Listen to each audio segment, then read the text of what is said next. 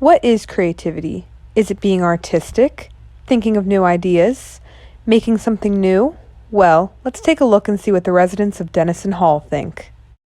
I would say creativity is when you have interesting ideas. Creativity is using your best qualities to express yourself and express others and everything around you. Creativity is doing whatever you like and making a lot of money from I it. think creativity is using your imagination and having original thoughts to formulate something.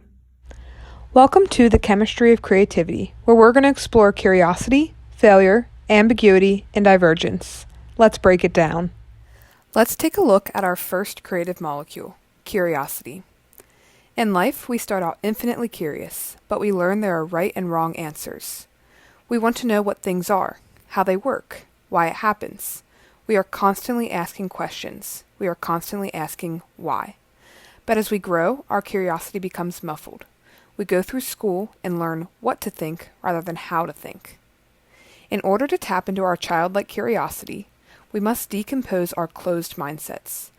This can be represented in a simple decomposition reaction. When we break down our closed mindsets, we find that learning what to think overpowered our curiosity. By challenging ourselves to always ask more questions, we can re-become infinitely curious. We can decompose back to our childlike mindset. The next molecule to creativity is failure. Think of a time you failed.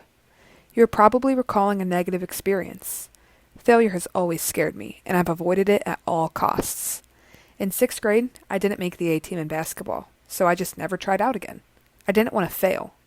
But what if we looked at failure as a positive? When we combine failure with learning, we experience growth. This can be represented in a synthesis equation. The synthesis of failure and learning yields growth. When we learn from our failures, we can change and grow into stronger, more resilient humans.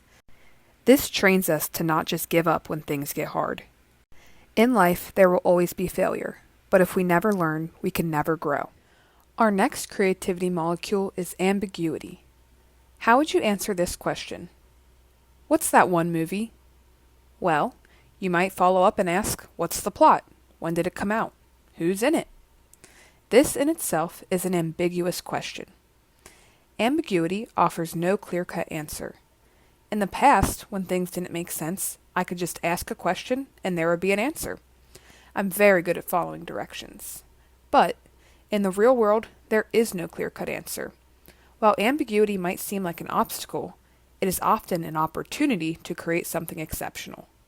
We can look at ambiguity in a simple displacement reaction. Looking at ambiguity as an obstacle leads to frustration, but when we look at ambiguity as an opportunity, we can yield exceptional solutions. Lastly, we have our divergence molecule. If you want to be ordinary and live an ordinary life, then you're on the right path. Keep doing what you're doing. But in order to be exceptional, we have to be willing to do things that others are not willing to do. Divergent actions lead to divergent results. So, let's compare ordinary and extraordinary. If you're always comfortable and never make any changes, you're going to live an ordinary life. But if we embrace discomfort and take divergent actions, that's when you become extraordinary. The synthesis of discomfort and divergence yields extraordinary. Now that we've looked at our 4 creativity molecules, curiosity, failure, ambiguity, and divergence, what's my chemical makeup? Looking at creativity on a molecular level over the past 5 weeks has allowed me to more clearly see my future. I'm going to use what I've learned in this class to further my passions in business as well as my personal life. While I always thought I would come to Miami and pursue a marketing major, I used my curiosity molecule to contact the VP of Human Resources at Great American. Her empathy for others and love for what she does showed me that I'm also very passionate about people. By asking lots of questions, I discovered I'm very curious about how I can use my talents to help a company keep their talent, and now I hope to pursue a major in human capital management and leadership. Without curiosity, I would have just stuck to what I knew and never asked, what if? I'm going to continue to ask questions and discover what my true passions are.